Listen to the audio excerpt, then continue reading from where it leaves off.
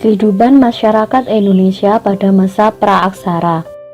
Setelah melalui pembelajaran ini, diharapkan peserta didik mampu melacak asal-usul nenek moyang bangsa Indonesia, mengenali corak kehidupan masyarakat praaksara, dan menganalisis perkembangan teknologi pada masa praaksara.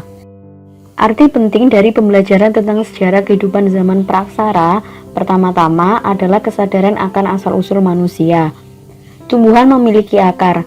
Semakin tinggi tumbuhan itu, semakin dalam pula akarnya menghujam ke bumi, hingga tidak mudah tumbang dari terpaan angin badai atau bencana alam lainnya. Demikian pula halnya dengan manusia. Semakin berbudaya seseorang atau kelompok masyarakat, semakin dalam pula kesadaran kolektifnya tentang asal-usul dan penghargaan terhadap tradisi. Jika tidak demikian, manusia yang melupakan budaya bangsanya akan mudah terombang-ambing oleh terpaan budaya asing yang lebih kuat, sehingga dengan sendirinya kehilangan identitas diri. Jadi bangsa yang gampang meninggalkan tradisi nenek moyangnya akan mudah didikte oleh budaya dominan dari luar yang bukan miliknya.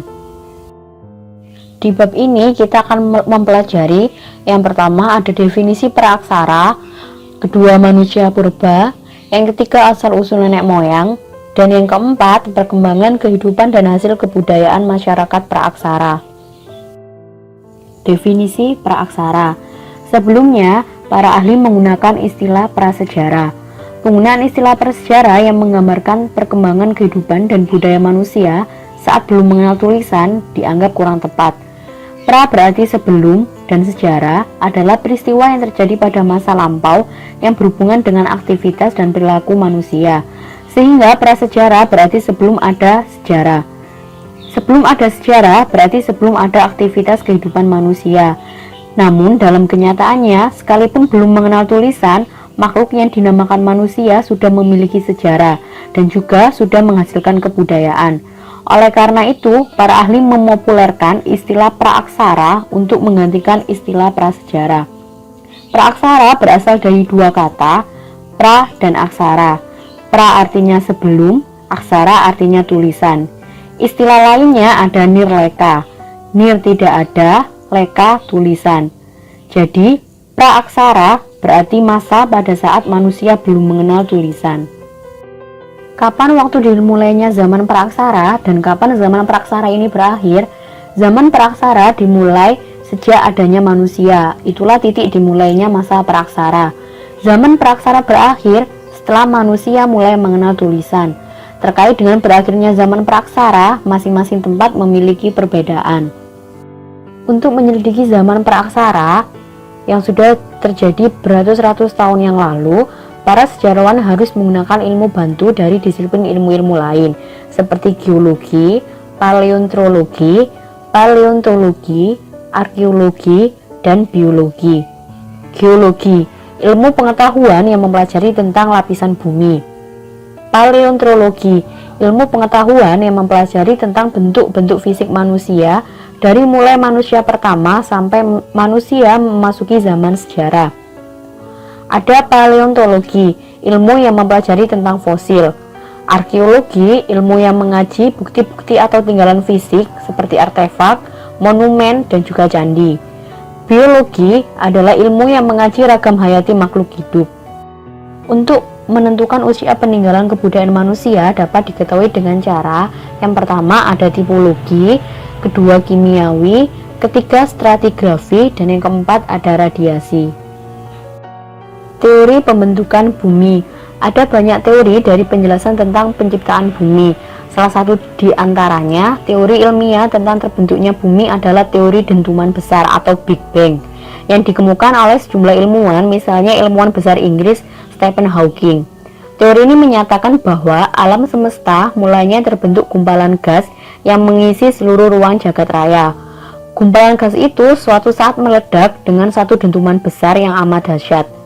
Setelah itu, materi yang terdapat di alam semesta mulai berdesakan satu sama lain dalam kondisi suhu dan kepadatan yang sangat tinggi, sehingga hanya tersisa energi proton, neutron, dan elektron yang bertebaran ke seluruh arah. Ledakan itu menimbulkan gelembung-gelembung alam semesta yang menyebar dan menggembung ke seluruh penjuru, sehingga membentuk yang namanya galaksi, bintang-bintang, matahari, planet-planet, bulan, dan meteorit, termasuk planet yang kita tinggali yaitu bumi. Pembagian masa pembentukan bumi. Agar lebih mudah dipelajari, menurut ilmu paleontologi secara geologis, bumi dibagi menjadi 4 bagian waktu. Masing-masing bagian ini ditandai dengan peristiwa yang menonjol seperti meletusnya gunung-gunung, terbentuknya benua, hingga munculnya makhluk hidup. Pembagian tersebut yakni Azoikum, Paleozoikum atau zaman bumi purba, Mesozoikum, zaman sekunder atau zaman kedua, dan Neozoikum atau zaman baru. Yang pertama ada zaman Azoikum.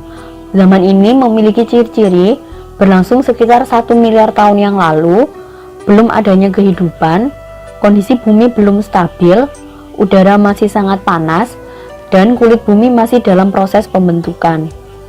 Yang kedua ada zaman Paleozoikum atau zaman bumi purba.